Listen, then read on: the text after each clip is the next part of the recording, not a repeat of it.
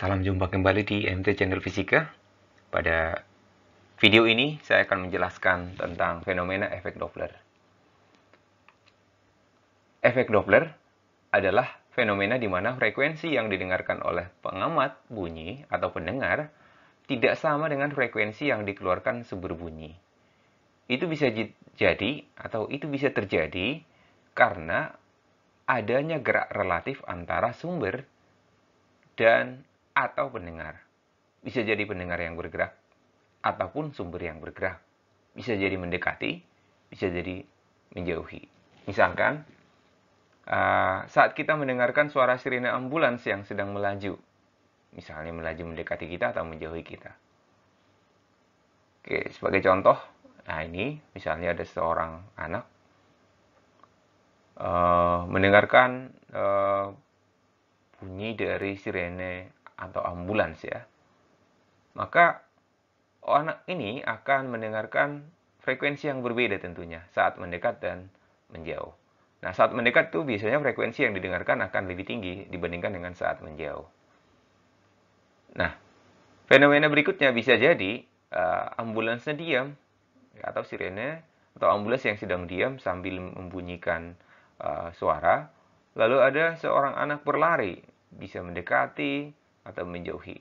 Maka frekuensi yang didengarkan juga akan berbeda. Bisa lebih tinggi dan bisa lebih rendah. Nah, ketika mendekat, itu sudah pasti frekuensi yang kita dengarkan lebih tinggi dibandingkan dengan ketika kita menjauh. Ya, analisanya seperti apa? Begini.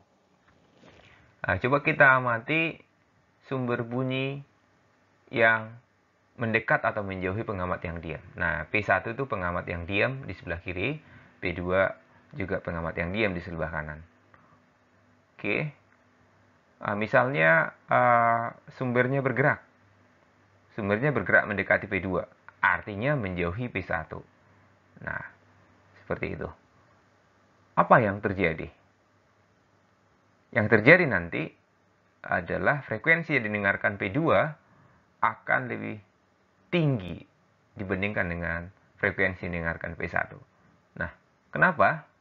Nah, alasannya adalah karena panjang gelombangnya akan berbeda nih. Otomatis panjang gelombang akan berbeda. Dilihat ya, panjang gelombang berbeda karena gerak relatifnya tadi. Kalau kita lihat frekuensi yang didengarkan pengamat 1 yang dijauhi oleh sumber itu adalah V dibagi lambda 1. Nah, di mana lambda 1 ini? Lambda 1 ini sudah nggak sama dengan lambda biasa. Lambda 1 ini itu adalah katakan ya, lambda 1 ini itu adalah V aksen per frekuensi yang dikeluarkan sumbernya itu. V aksennya itu bagaimana? Nah, kita tahu bahwa tadi sumbernya bergerak ke sana ya, sumbernya bergerak menjauhi, berarti sumbernya ke sana, V sumber, sedangkan bunyinya akan merambat mendekati P1 tentunya ya. Sumber bunyi itu bergerak bebas secara ke seluruh arah gitu ya. Nah, sumber ke kanan bunyinya itu bunyi itu V biasa ya, 340 gitu ya. Nah, kalau kita lihat nih, V aksennya itu akan sama dengan bagaimana nih? Ini kecepatan relatifnya itu akan jadi besar ya, akan cepat. Contohnya kecepatan bunyinya itu adalah 340, sumbernya 20 berarti jadi 360 ya. Jadi cepat rambat relatifnya itu akan sama dengan V ditambah dengan Vs dibagi Fs. Dengan memasukkan ini ke sini, maka kita akan dapatkan rumus yang ini, yaitu V dibagi V tambah Vs bagi Fs, Fs-nya itu naik ke atas.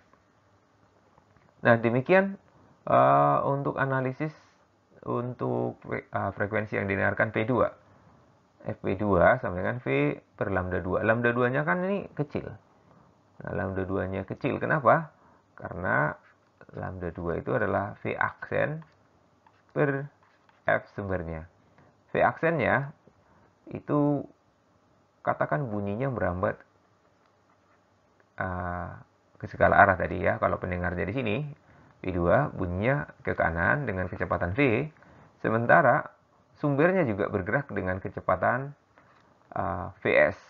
Maka kecepatan relatif antara V dan Vs itu akan dikurangkan, yaitu jadi V min Vs dibagi dengan Fs. Nah, dengan memasukkan lambda 2 ini ke sini, maka kita akan dapatkan frekuensi yang didengarkan P2 yang didekati sumber adalah V dibagi di V min Vs dikali Fs. Makanya, frekuensi yang didengarkan pendengar ketika sumber mendekati akan lebih tinggi, karena di sini pembaginya ya lebih kecil ya, min ya gitu ya.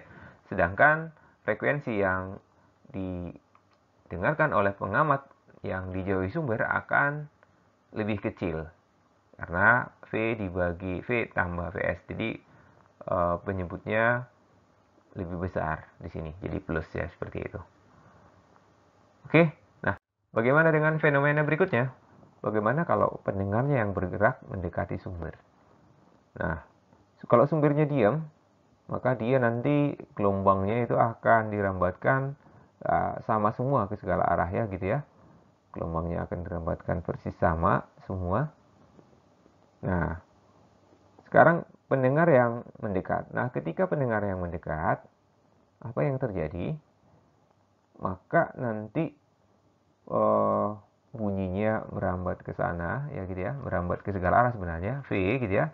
Sementara orangnya juga bergerak mendekat, maka kecepatan relatif Vv terhadap V itu akan jadi tambah.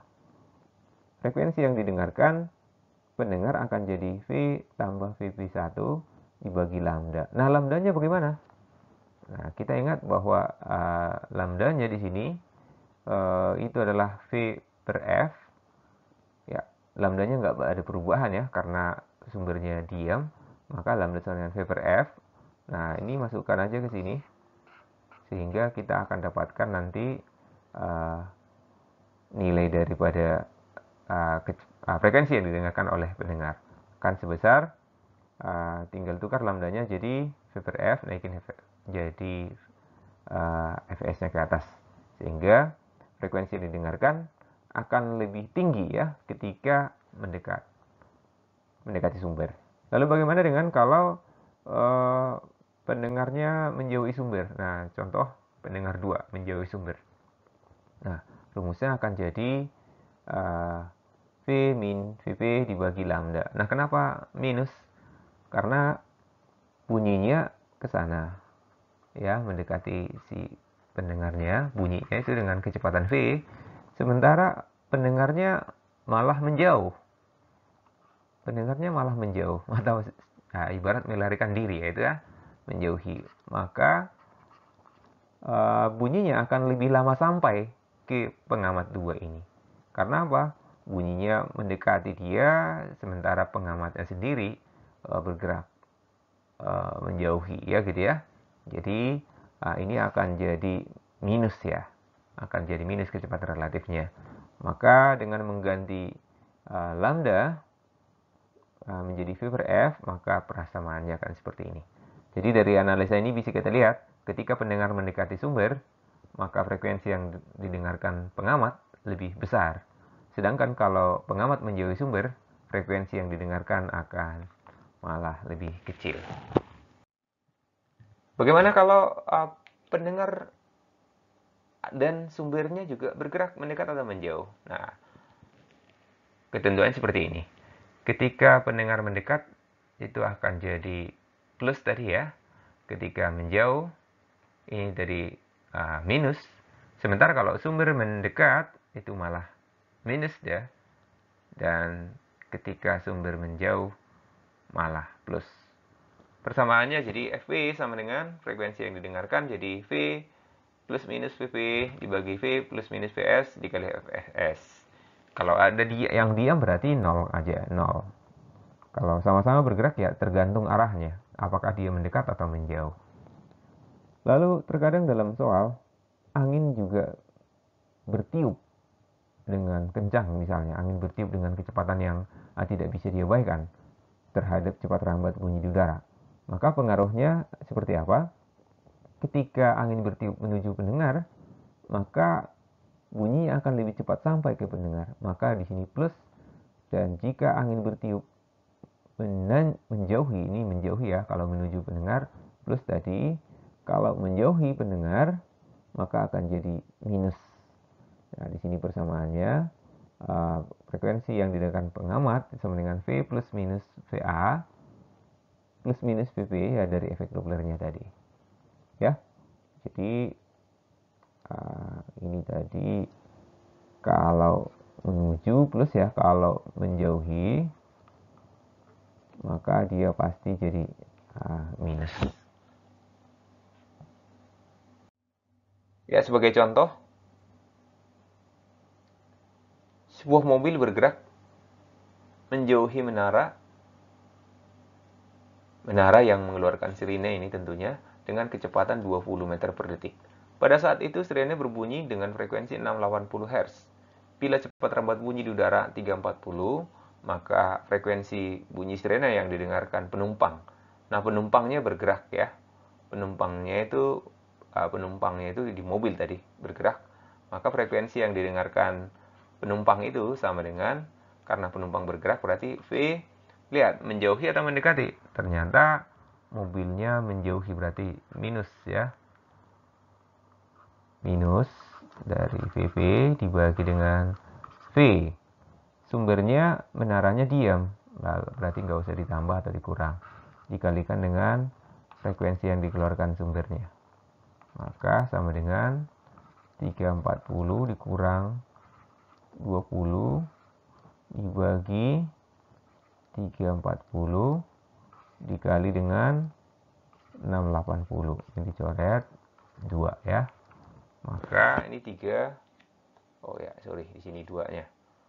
320 ya, 320 kali 2 640 Hz. 640 Hz D. Ya, suatu soal yang kedua. Suatu sumber bunyi dengan frekuensi 710 Hz bergerak berlawanan arah. Nah, kalau ini pengamat, lalu ini sumber, bergerak berlawanan arah itu kan ada dua kemungkinan. Bisa jadi arah berlawanan ini saling mendekat, bisa juga berlawanan arah saling menjauh. Yang manakah yang lebih tepat dalam hal ini? Ya, ada pendengar dan sumbernya sama-sama bergerak. Nah, caranya gini. Agar kita tahu yang mana bergerak berlawanan itu saling mendekat atau menjauh, dilihat dari frekuensi bunyi yang dikeluarkan ini. Frekuensi sumbernya itu adalah 700, suatu sumber bunyi dengan frekuensi 710 Hz. Bergerak berlawanan arah dengan pendengar yang bergerak dengan kelajuan. Ternyata frekuensi yang didengarkan adalah 620 Hz. Dari sini, kita lihat frekuensi yang didengarkan lebih kecil daripada frekuensi sumbernya. Berarti ini karena posisinya menjauh. Nah, berarti karena posisi menjauh, berarti bertolak belakang. Ya, saling menjauh. Maka frekuensi yang didengarkannya nanti akan sama dengan V kalau menjauh, berarti minus VV. Tapi untuk sumber, V sumber menjauh itu malah plus ya. Vs dikali dengan Fs. Nah, yang dicari adalah berapa Vs-nya atau cepat rambat sumbernya. Nah, ini 720. Sorry. 620 langsung aja sama dengan V 330 dikurang berlawanan dengan arah dengan 20 ya, 20 ya tadi ya. V 330 tambah yang dicari dikalikan dengan frekuensi sumbernya. Frekuensi sumbernya itu adalah 710. Oke. Ya, dari sini kita akan dapatkan kecepatannya sebesar berapa nih? 330 ini jadi 310 ya. Jadi 620 sama dengan 310 dibagi 330 ditambah Vs dikali 710. Nah, ini bisa dicoret jadi 2 ya gitu ya. Oke. Lalu kali silang. Kalau dikali silang itu berarti 660 tambah 2 Vs akan sama dengan 7 10.